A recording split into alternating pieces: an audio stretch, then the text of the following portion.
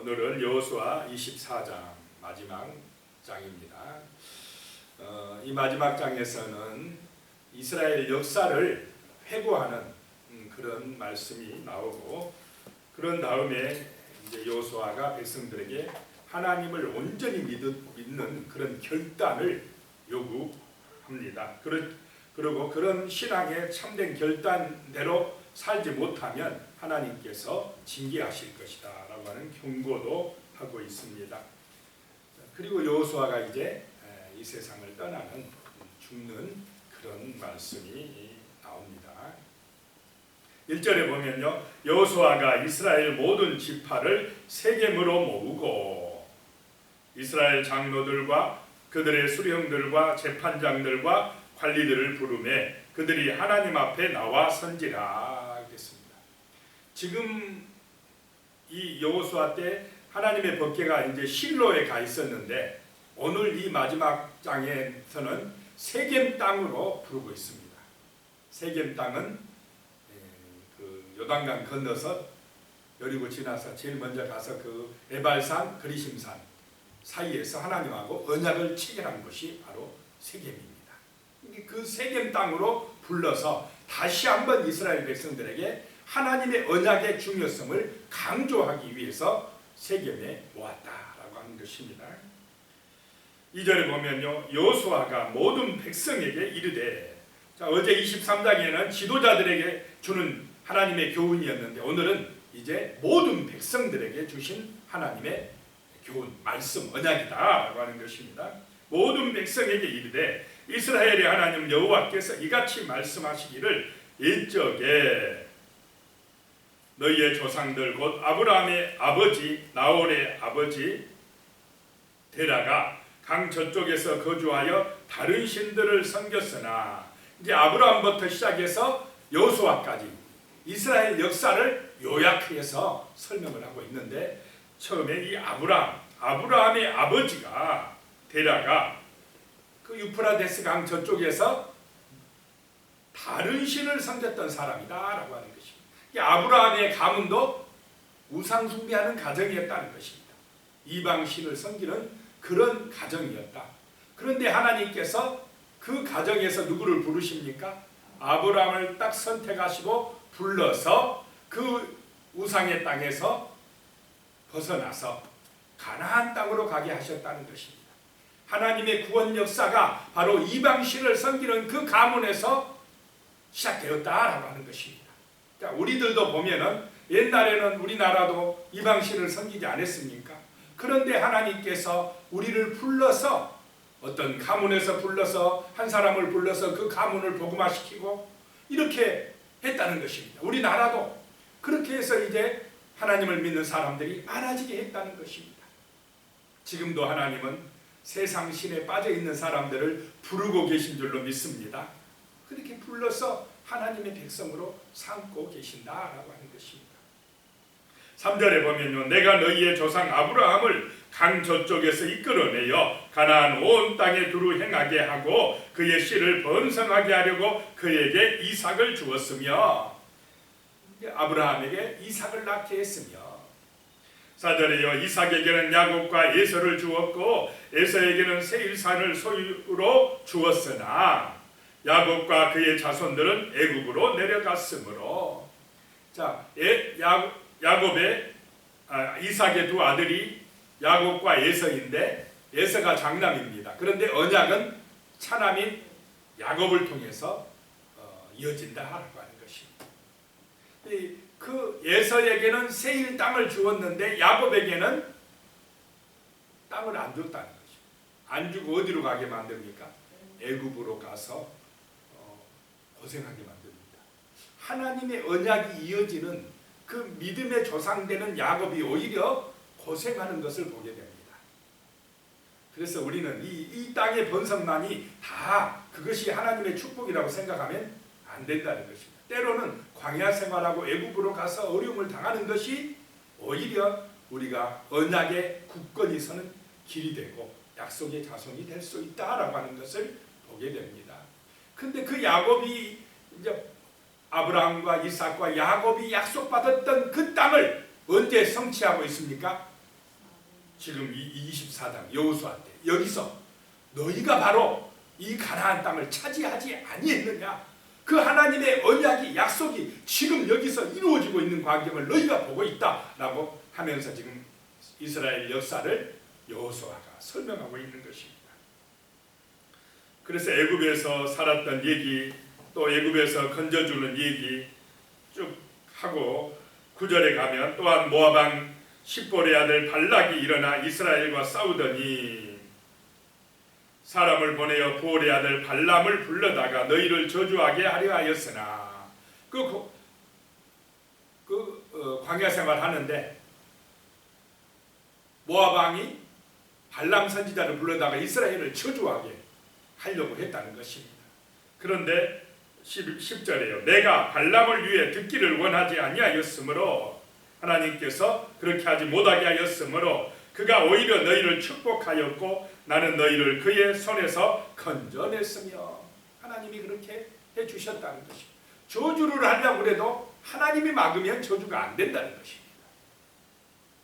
11절에 너희가 요단을 건너 여리고에 이른즉 여리고 주민들 곧 아모리 족속과 브리스 족속과 가나안 족속과 헷 족속과 기르가스 족속과 히 족속과 여부스 족속이 너희와 싸우기로 내가 그들을 너희 손에 넘겨주었으며 하나님께서 그 7족속 가나안의 7족속을 이스라엘에게 넘겨주셨다는 것입니다. 하나님이 싸워주셨다라고 하는 것입니다. 12절에요. 내가 왕벌을 너희 앞에 보내어 그 아모리 족속의 두 왕 아모리 왕 시온과 바산 왕 옥을 너희 앞에서 쫓아내게 하셨나니 너희의 칼이나 너희의 활로서 이같이 한 것이 아니며 자 이스라엘의 힘으로 한 게 아니라는 것입니다. 참으로 우리 인생도 돌아볼 때에 우리의 힘 가지고 된 것 같아도 하나님의 도우심이었다고 우리는 고백하고 하나님께 감사드려야 될 줄로 믿습니다. 하나님의 은혜라는 것입니다. 13절에요. 내가 또 너희가 수고하지 아니한 땅과 너희가 건설하지 아니한 성읍들을 너희에게 주었더니 너희가 그 가운데서 거주하며 너희는 또 너희가 심지 아니한 포도원과 감람원의 열매를 먹는다 하셨느니라. 가나안에 가서 자신들이 짓지 아니하는 그 집과 성에 거주하고 포도나무 또 이런 감람나무 다 심어놓은 것 차지해서 살게 했다라고 하는 것입니다. 이렇게 해주신 분이 하나님이시다는 것입니다. 자, 하나님을 의지할 때에 이스라엘은 강력해질 줄로 믿습니다. 오늘 이 시대에도 하나님의 성도들이 하나님을 의지할 때에 복을 받아 누리게 될 것입니다. 그래서 우리가 이 땅을 살아갈 때에 세상에 번성하는 그런 화려한 문화 그거 의지하면 안 됩니다. 재물을 의지하면 안 된다는 것입니다. 하나님을 의지할 때에 이스라엘은 세상을 이기게 되고 이 땅에서도 복을 받아 누리게 되는 것처럼 오늘 이 시대의 하나님의 백성들도 제1번으로 하나님을 섬기는 것이 정말 신앙이 우선되시기를 축복합니다. 그럴 때 우리는 세상에서 승리하게 된다라고 하는 것입니다. 이렇게 이스라엘의 역사, 하나님이 싸워주시는 역사, 하나님이 놀라운 은혜로 이스라엘을 보호하시는 그런 신앙의 역사를 돌이켜본 후에 이제 여호수아가 이스라엘 백성들에게 결단을 요구합니다. 신앙의 결단을 요구합니다. 14절에 그러므로 이제는 여호와를 경외하며 온전함과 진실함으로 그를 섬기라. 너희의 조상들이 강 저쪽과 애굽에서 섬기던 신들을 치워버리고 여호와만 섬기라. 자, 하나님의 백성들은 하나님만 신이라고 섬겨야 될 줄로 믿습니다. 다른 신을 섬기면 안 됩니다. 옛날에 아브라함의 아버지가 섬겼던 그런 신들이든지 저 애굽 사람들이 섬기는 신들이든지 따라가면 안 된다는 것입니다. 지금 오늘 우리 시대도 세상 사람들은 어떻습니까? 하나님도 믿고 부처님도 믿고 또 조상신도 믿고 잘 된다 하면 아무 신이나 믿으면 되지 그럽니다. 왜 기독교인들은 꼭 예수만 믿어야 된다고 그러냐? 독선적이다. 그래도 참신은 창조주는 구원자는 하나님밖에 없음을 믿으시기 바랍니다. 여기서 결단하지 못하면 안 된다는 것입니다. 세상이 뭐라고 하든지 우리의 구원자 창조자, 영원한 새 하늘과 새 땅 천국으로 인도하실 분은 오직 하나님뿐이다. 오직 삼위일체 하나님뿐이다. 이런 신앙의 결단이 있어야 우리는 세상의 유혹과 시험을 이기고 세속화되지 않는다라고 하는 것입니다. 그런 결단을 요구합니다. 15절입니다. 만일 여호와를 섬기는 것이 너희에게 좋지 않게 보이거든 너희 조상들이 강 저쪽에서 섬기던 신들이든지 또는 너희가 거주하는 땅에 있는 아모리 족속의 신들이든지 너희가 섬길 자를 오늘 택해라. 오늘 택해라. 오직 나와 내 집은 여호와를 섬기겠노라 하니. 여호수아가 얼마나 강력합니까? 지금 이 땅 가나안 땅에 있는 저 아모리 족속들이 섬기는 다른 신들 많은데 바알신, 아세라신 그런 거 섬기고 싶으냐? 그러면 아예 그 신한테 가거라 이 말입니다. 하나님을 섬기는 데는 신앙에는 중간이 없는 줄로 믿으시기 바랍니다. 신앙, 이 복음에는 중간이 없습니다. 하나님이냐 돈이냐, 하나님이냐 바알이냐, 둘 중에 하나 선택해라 이 말씀. 자, 우리의 신앙의 오직 주인은 하나님뿐인 줄로 믿습니다. 여기에는 다른 신이 들어올 수가 없습니다. 주인이 누구냐 물으면 하나님입니다. 우리의 주인은 하나님입니다. 결단하라는 것입니다. 그러자 16절에 백성이 대답하여 이르되 우리가 결단코 여호와를 버리고 다른 신들을 섬기기를 하지 아니하오리니. 백성들도 결단합니다.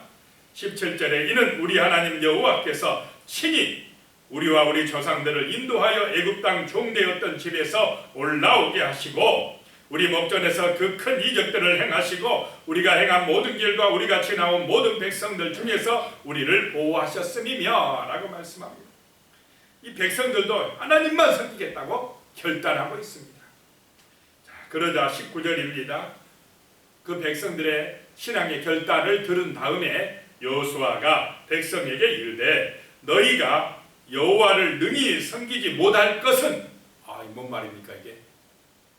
백성들은 하나님만 온전하게 섬기겠다고 결단하는데 여호수아는 너희가 여호와를 능히 섬기지 못할 것은 백성들의 힘으로 하나님을 온전하게 섬겨진다 이 말입니까? 못한다 이 말입니까? 못한다. 우리가 구원받은 것도 우리가 신앙생활을 잘하는 것도 내 힘이 아니라 누구의 은혜라는 것입니까? 하나님의 은혜라고 하는 것입니다. 참 우리 인간의 능력 가지고 신앙생활 하려고 하면 여기서 유혹하고 돈의 유혹이 있고 세상의 시험이 있고 막 그러다 때로는 자로나 우러나 치울 때도 있고 넘어질 때도 있지만 그러나 하나님이 붙들어 주신다는 것입니다. 하나님의 은혜로 우리가 온전해진다는 것입니다. 그래서 내 힘으로 되는 것이 아니고 하나님의 은혜입니다. 하나님의 돌보심입니다. 하나님의 지켜주심입니다 라고 하고 우리는 철저하게 하나님을 의지하시기 바랍니다. 내 힘과 내 지혜로 된다고 생각하면 그건 교만입니다. 안 됩니다. 아버지의 은혜입니다. 하나님의 돌보심입니다. 그래서 우리는 믿음이 필요하다. 하나님 도와주시옵소서. 하나님이 지켜주시옵소서. 하나님의 은혜 안에서 신앙생활도 잘하게 해주시옵소서라고 그런 믿음의 결단을 하면서 하나님 날마다 말씀 묵상, 기도하고 찬송하고 날마다 우리는 사모하며 사시기를 축복합니다. 그렇지 않으면 넘어집니다. 그는 거룩하신 하나님이시오 질투하시는 하나님이시니 너희의 잘못과 죄를 사하지 아니하실 것입니다. 너희가 만일 하나님 잊어버리면 절대 하나님이 너희를 용서하지 아니할 것이다. 경고하고 있는 것입니다. 20절입니다. 만일 너희가 여호와를 버리고 이방신들을 섬기면 너희에게 복을 내리신 후에라도 돌이켜 너희에게 재앙을 내리시고 너희를 멸하시리라 하니. 정신 차리라는 것입니다. 하나님 잊어버리면 하나님 떠나면 하나님께서 진노하신다. 너희를 돌이켜서 재앙을 내리시고 멸하실 것이라 경고하고 있습니다. 정말 우리는 이걸 잊어버리면 안 됩니다. 하나님의 그 경고를 명심해야 된다는 것입니다. 자, 23절에요.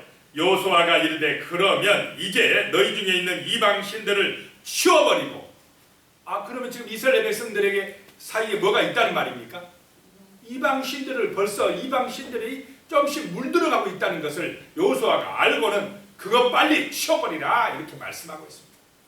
이상하게요. 가나안하고 세상하고 같이 살면 이 세상을 좀 이렇게 하나님께로 끌어들이면 좋은데 성도들이 어떻습니까? 어디에 물들라고 합니까? 조금 방심하면 세상에 물들어가요. 지금 벌써 여기서 이방신들에 물들어가고 있다. 그거 빨리 치워버리고 너희 마음을 이스라엘의 하나님 여호와께로 향하라 하니 이렇게 말씀합니다. 그래서 이 백성들이요, 아이고 우리가 실수할 뻔했네 하고 그걸 버리고 결단을 합니다. 하나님만 섬기기로 결단하는 것입니다. 25절에 이제 기념비를 세웁니다. 그날에 여호수아가 세겜에서 백성과 더불어 언약을 맺고 그들을 위하여 율례와 법대를 제정하였더라. 26절에 여호수아가 이 모든 말씀을 하나님의 율법책에 기록하고 큰 돌을 가져다가 거기에 여호와의 성소 곁에 있는 상수리 나무 아래서 세우고, 그 돌을 세우고 바로 이 돌이 언약의 증거다. 너희가 이 돌을 볼 때마다 하나님의 그 언약 말씀을 기억해야 된다. 잊어버리면 안 된다 라고 결단하게 합니다. 29절입니다. 그리고 이렇게 이제 백성들을 언약으로 하나님과 맺어지게 결단하게 한 후에 이 일 후에 여호와의 종 눈의 아들 여호수아가, 여기서는 이제 모세의 시종이라고 안 합니다. 여호와의 종 눈의 아들 여호수아가, 처음에는 여호와의 종이라고도 안 했죠. 근데 여기서 여호와의 종이다. 모세처럼 여호수아가 110세의 죽음에 이제 죽었습니다. 자, 이 110세에 죽은 사람이 또 누구냐? 요셉입니다. 요셉이 나중에 죽을 때 어떻게, 내 시체를 어떻게 알아봤습니까? 가나안 땅으로 가져가서 묻어라. 요셉도 110세, 여호수아도 110세. 거기서 이제 묻히게 되는, 가나안 땅에 묻히게 된다는 것입니다. 자, 31절에 이스라엘이 여호수아가 사는 날 동안과 여호수아 뒤에 생존한 장로들 곧 여호와께서 이스라엘을 위하여 행하신 모든 일을 아는 자들이 사는 날 동안 여호와를 섬겼더라. 여호수아 살아있을 때, 다음에 여호수아 다음에 이어서 생존한 장로들이 있을 때는 잘했어요. 그런데 그 다음에는 어떻게 된다는 지금 암시가 있습니까? 된다는 것을 여기서 암시하고 있습니다. 이 신앙이 잘 전수가 돼야 되는데 이제 나중에 가면 어떻게 되느냐? 가나안의 세상에 빠져들어가요. 이게 문제가 된다는 것이. 자, 33절에 아론의 아들 엘르아살도 제사장도 죽음에 그들이 그를 그의 아들 비느하스가 에브라임 산지에서 받은 산에 장사하였더라. 여호수아가 마쳤습니다. 이제 내일부터는 사사기의 말씀. 이제 가나안 땅을 다 차지해서 가나안에서 살아갈 때에 어떻게 되는가라고 하는 말씀을 같이 보겠습니다. 기도하시겠습니다. 하나님 아버지, 정말로 여호수아는 신실한 믿음의 종이었습니다. 오직 하나님의 말씀, 그 모세를 통해서 주신 그 말씀에 순종하는 믿음의 종이었습니다. 하나님이 그 여호수아를 들어서 가나안 땅을 정복하고 이스라엘 백성들에게 나누어주는 귀한 사명을 완수하게 하셨습니다. 아버지 하나님, 우리에게도 이 여호수아 같은 신실한 믿음, 오직 나와 내 집은 여호와를 섬기겠노라 결단하는 이 믿음을 주시옵소서. 가나안의 유혹, 세상의 유혹이 많습니다. 돈의 유혹, 세상의 시험들이 너무나 많습니다. 아버지 하나님, 이러한 시대에 하나님의 언약, 이 말씀을 확실하게 붙들고 거룩한 믿음의 삶을 살아낼 수 있도록 주께서 붙들어 주시고 은혜 주시고 도와 주시옵소서. 그리하여 정말로 이 땅을 하나님의 나라로 만들어가며 거룩한 하나님의 백성들이 승리하게 하시며 하나님의 거룩한 백성들이 천대까지 복을 받아 누리는 은혜가 임하게 하여 주시옵소서. 예수님의 이름으로 기도드리옵나이다. 아멘.